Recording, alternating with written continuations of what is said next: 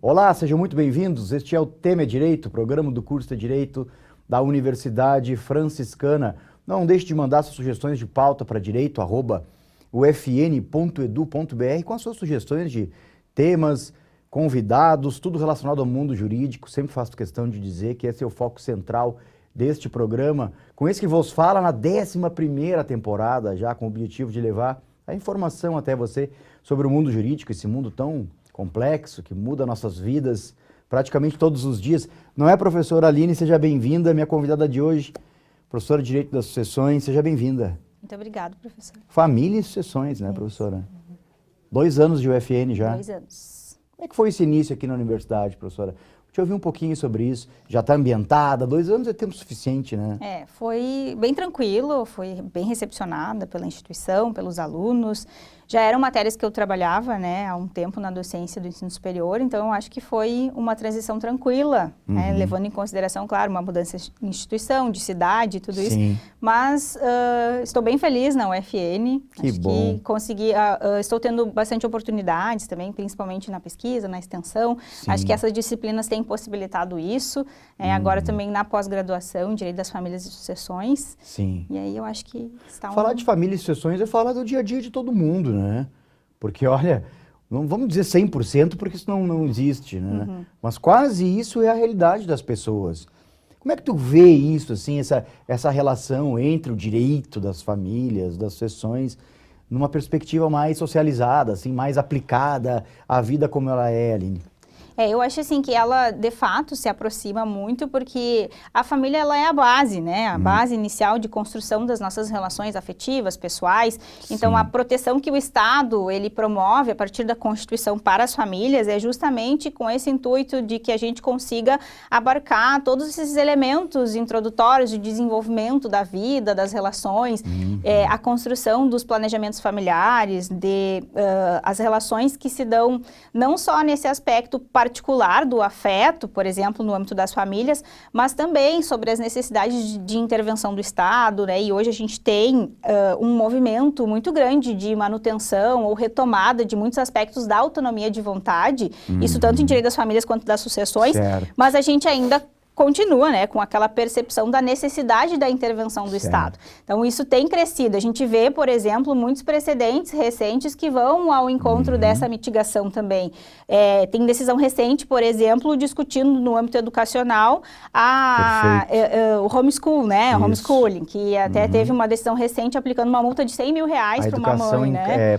Privada, vamos denominar assim, que né? não Na é própria permitida. casa. Isso, que não é permitida pelo Aliás, toda criança Estado. acima de 4 anos é obrigatório estar na escola. Isso, e não configura o crime de abandono intelectual, né? Perfeito. E a gente vê também no âmbito da saúde, por exemplo, intervenção sobre a obrigatoriedade da vacinação, que o STF já decidiu, né? Que a vacinação ela tem que ser compulsória quando se tratar do calendário vacinal, que é reconhecido pelo Sistema Único de Saúde, as vacinas que compõem esse calendário anual vacinal.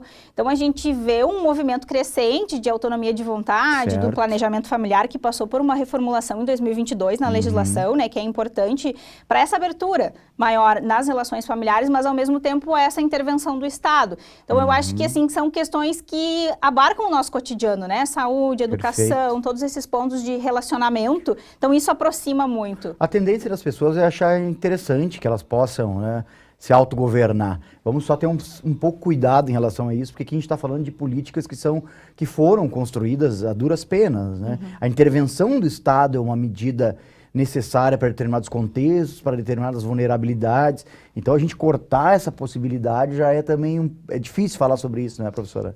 E inclusive, assim, no âmbito da discussão doutrinária, muito se falou sobre uma modificação até da própria natureza do direito das famílias, essa intervenção do Estado, né? Senão, teria uma caracterização muito mais de, essa intervenção muito mais uma característica de natureza pública do que de natureza privada. Mas a essência continua sendo, né, a autonomia de vontade. Então, a gente vai ter essa autonomia com algumas limitações quando necessárias, né? Quando há violação de direitos, quando há situações que coloquem em risco, que deixem os sujeitos que compõem essa família em situação de vulnerabilidade, né? E hoje até é difícil, é complicado ficar sustentando a tese do público e do privado, né? Diante de uma constitucionalização tão efervescente, né?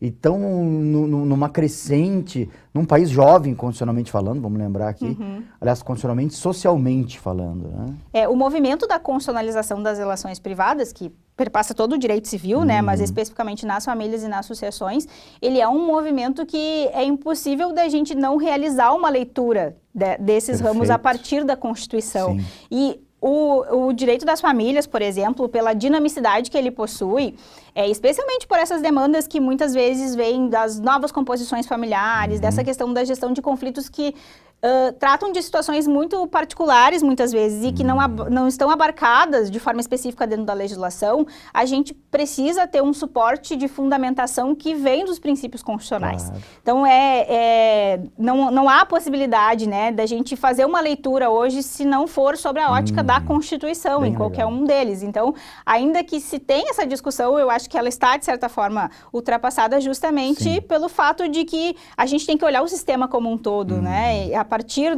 da Constituição, que é o elemento central desse sistema. Aqui no curso de Direito da UFN temos levado essa discussão para além dos muros da universidade, né? Tem um projeto de extensão bem legal aí, Parentalis, é isso, né, professora? Que é coordenado por você. Isso, né? Ele é um projeto de extensão que iniciou no ano passado, em agosto, setembro do ano passado, e ele vai até agosto de 2027. E ele busca promover uma educação constitucional em direito das famílias nas escolas, a partir de uma construção coletiva de saberes, que é a ideia da extensão, né? A gente ter essa transformação, não só no território, mas também dos nossos discentes aqui do curso, né? Nesse movimento de troca de compartilhamento de experiências, de informações, de histórias, Antes a extensão era um serviço, né? Então ela deixou de ser um serviço agora. Isso. Ela passa a ser uma capacitação nossa, inclusive. Isso, e que promove, né? Eu acho que assim, ela traz muitos pontos positivos na própria construção do perfil do nosso aluno, na construção, né, dos saberes que possibilita que eles trabalhem não só com as teorias e com as práticas do que a gente verifica no âmbito dos julgados, por exemplo, mas se aproxima muito da problematização no entorno das famílias, em que muitas vezes essas discussões, nem todas elas vão perpassar por um processo judicial. Então, aproxima muito de diferentes realidades e incentiva eles também a uma tentativa de apresentar uma medida capaz de solucionar muitas dessas problematizações. Tem uma perspectiva humanizadora do nosso próprio aluno esse tipo de projeto, porque é a chance que ele tem, por vezes, de reconhecer uma realidade que não é a realidade dele, né? Então ele vai até em lugares que, né, ele não, em tese não iria. E para mim a extensão é a grande transformação da universidade.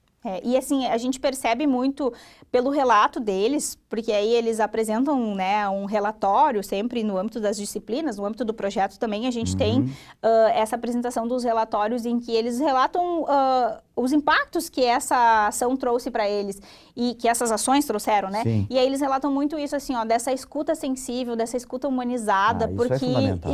os alunos das escolas, eles manifestam, né, as suas questões a partir das temáticas que a gente leva. Sim. E é muito próximo do que eles estão vivenciando, porque a ideia do projeto inicialmente, a gente vai até a equipe diretiva e pedagógica das escolas que fazem parte dos territórios que a gente atua, e aí a própria escola nos fornece os temas e as problematizações que eles vivenciam naquela realidade. Esse é o processo legítimo de troca, genuíno, né? Não é nós que vamos levar lá.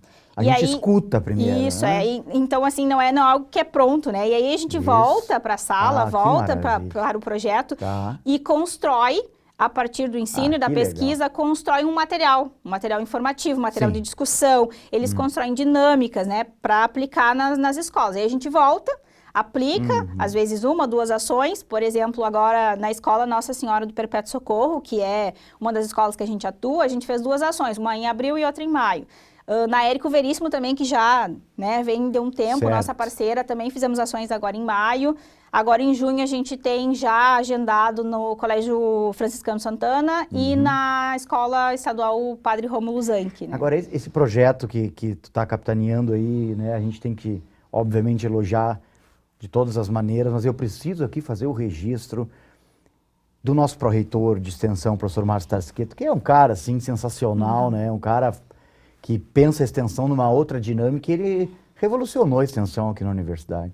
Se todas as universidades tivessem um pró-reitor como o professor Márcio, né, professora Aline, a gente olha, talvez o Brasil fosse aí o país mais referendado do mundo em extensão, porque realmente assim, o trabalho que ele faz é muito diferenciado e é preciso isso, né? Como certeza. É preciso, porque isso qualifica o aluno em várias dimensões, né? E tira a possibilidade, tira o aluno só daquela clausura que é a literatura, né, a legislação, a doutrina e tal, e leva ele para um outro lugar.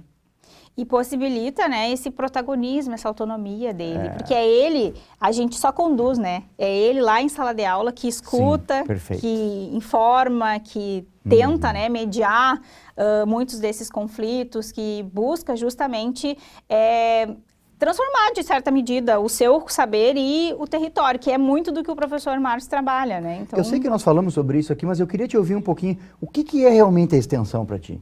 Tu acha que ela é uma condição de possibilidade, sim, para a gente construir um aluno, né, um formado em direito aqui, com toda a potencialidade que esse curso almeja ao longo dos seus 26 anos? Com certeza, eu acho que assim, a extensão ela é um elemento diferencial no processo de formação, no perfil do nosso aluno, justamente porque ele possibilita essas diversas transformações. Ele possibilita, assim, em habilidades e competências, né? Por exemplo, em comunicação, em criatividade, em trabalho em grupo. Olha só. Essa questão da escuta humanitária, sensível. Sim. Eu acho que o processo de alteridade, eles se reconhecem muitas vezes, né? Em seus privilégios e eles reconhecem o espaço diferente, sim, de muitos desses territórios que a gente trabalha. Eu me impressiona a transformação da educação aí a partir dessa perspectiva, porque até pouco tempo atrás a gente tinha um aluno que era um aluno de escuta na sala de aula, né? Ele ficava anotando ali o que o professor falava durante 4 horas sobre determinado assunto e era isso, né? Olha a diferença do aluno de 10, 15, 20 anos atrás aí, para esse aluno agora inserido num contexto diferente, em que ele é protagonista e tal. Olha, a gente está fazendo a nossa parte aqui, né? Com certeza. Não dá para dizer que não. Não dá para dizer que não, com certeza. Eu acho que a gente tem possibilitado diversos meios para que justamente eles saiam desse modelo tradicional de sala de aula e, de fato, eles participem do processo de construção do saber, né? Vamos direcionar o que nós estamos falando para quem está pretendendo vir estudar aqui, só não aprende quem não quer. Porque a gente está oferecendo aqui o que de mais interessante existe dentro de uma formação completa no mundo jurídico, né? Obviamente estou falando do curso de Direito da Universidade Franciscana, esse curso ultra premiado de 26 anos e que agora aí talvez receba pela 4ª vez o selo AB Recomenda, que para nós é um prêmio maravilhoso, estamos no aguardo. Maravilha, né, professora? Sim. Tem pesquisa envolvida no meio disso aí tudo? Tem pesquisa. A gente também tem um projeto de pesquisa no âmbito do direito das famílias também, que a gente chama de LegaFam, que ele trabalha principalmente a constitucionalização das relações privadas nesse âmbito do direito das famílias, a partir da análise dos precedentes do STJ e do STF. Maravilha. De 2022 para frente, a gente limitou, né? 2022 até 2026. O projeto também ele tem uma duração de 1 ano, esse vai até setembro desse ano, mas nós pretendemos renovar, né? Ele hoje tem uma bolsista, mas ele está com 10 voluntários, então a gente tem conseguido produzir bastante, já enviamos capítulo de livro, participamos do seminário do curso, né? Vamos participar agora na sequência do CEP também, então do SIC, né?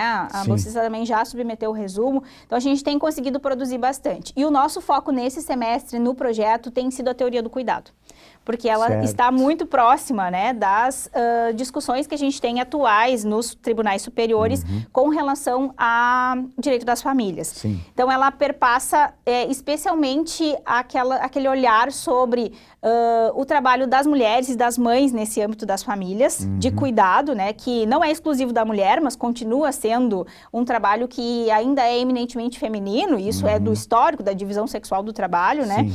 E que justamente a lei que estabeleceu a economia e a teoria do cuidado, o decreto que regulamentou, que são de 2024 e 2025, assim como o protocolo para julgamento sob perspectiva de gênero do CNJ, né? Ele vai justamente trabalhar essas questões. E aí isso tem trazido diversos impactos, né? Um dos principais que a gente tem trabalhado agora no projeto é em relação aos alimentos.